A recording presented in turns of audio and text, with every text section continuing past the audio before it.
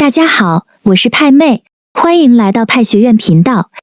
节目开始之前，请大家点击点赞、订阅和小铃铛，这真的很重要哦。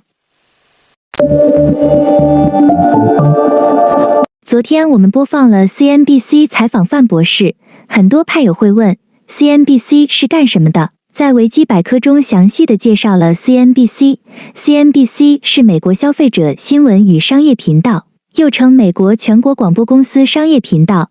CNBC 是英语 Consumer News and Business Channel 的缩写。CNBC 是美国一家通过有线电视、卫星电视和互联网覆盖美加地区的财经新闻频道。下面我们一起来看一看 CNBC 采访尼古拉斯博士。Well, we're pleased to have with us this afternoon Nicholas Kokolas. He's the founder of Pi Network. Nicholas, welcome to our program. Thank you very much for having me. I'd like to begin with, kind of your thought as to what is it about Pi Network, if you had to explain it to a novice, that makes it unique and advantageous for crypto investors, crypto miners. What do you think about it? Thanks for this question, Dorian. So Pi is really accessible to everyone out there. People can mine it by themselves using their mobile phones. So as long as you have a mobile device, you can participate. And then once you have mined it, and eventually, especially when we migrate everyone to the mainnet, which we can talk about it later, then you can use that currency to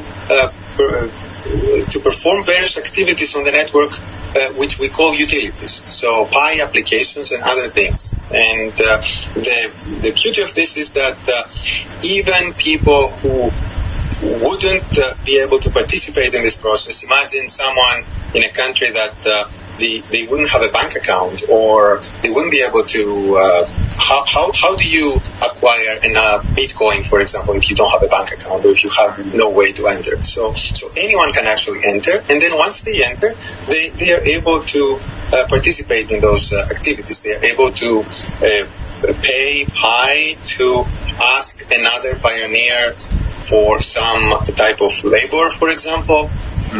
You can buy goods and services, or you can even get paid for services that you provide for others. Great. That's great. And that's nice insight that you give us there on how it works. So what does it mean for the future of mining and crypto mining to have the ability to do this right in the palm of your hands? We think about, the stories that are out there in these data centers that are just using so much electricity and energy, and, it's so heavy. But you guys have really revolutionized, how people can mine. So what does that mean now for the future of mining? Yeah, I think this is the way to go, because if you think about it, Bitcoin proved to the world that it is possible to have digital currency, and it works. So the first time that it was implemented, it had to be with the way it was to be succeeded. So to succeed, it needed to have servers, it needed to be what it is. No matter how we started, now the world operates mobile. We are living in 2000, it's not 2009 anymore, it's 2022, and we're going to the future. So more and more people have exclusively mobile phones, and they don't have computers, or they're using their iPads and their mobile devices rather than.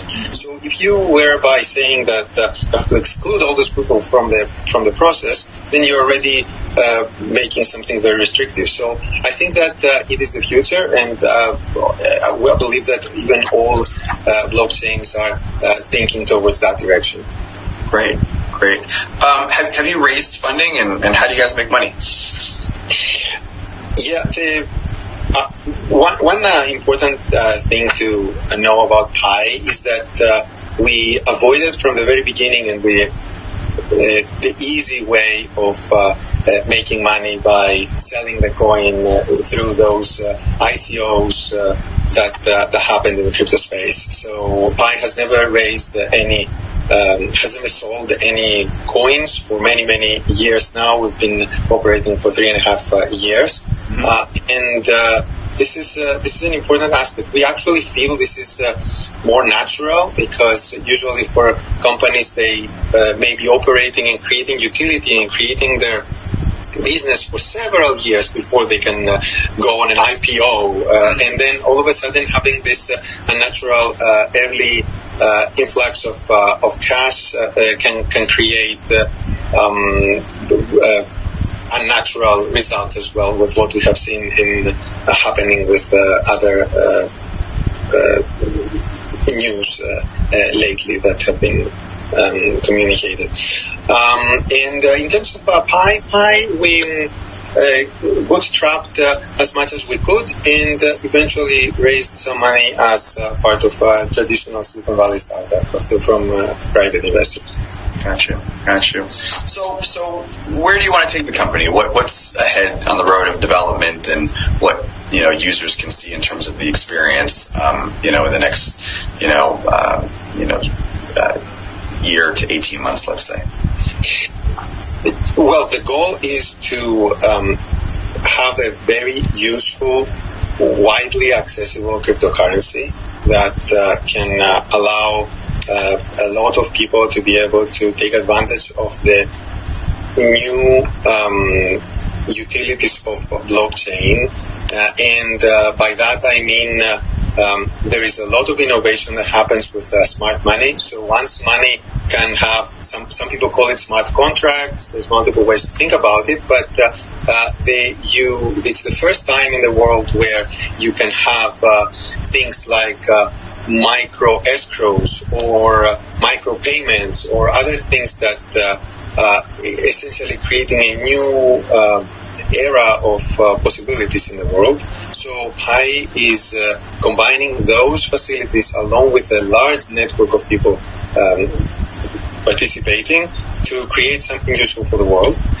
Specifically, that's for the longer term, as you said, a year and a half and beyond. In the meantime, from now until then, what's important is that we are currently in the process of completing KYC for the members of the network. So Pi is going to have millions of people who are crypto ready and KYC, then real people, real accounts on it. So we are currently in the process of doing this, and the goal is that once we have a large number of people who have initially KYC'd, to migrate their balances into their mainnet so that they can start exploring and using the currency.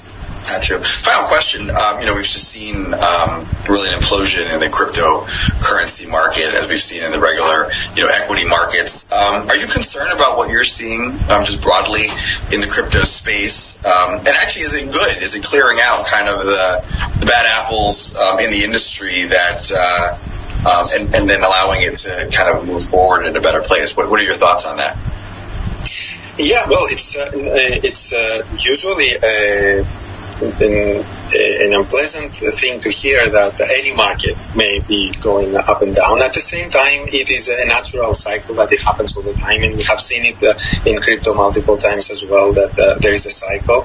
I also agree with the second part of your question, that you mentioned that this helps possibly clear out some activities that are maybe happening with the wrong incentives. So things that are more less of pointing towards something useful, but more leading the world towards, let's say, games, financial games that they can trick people. That clears out the landscape.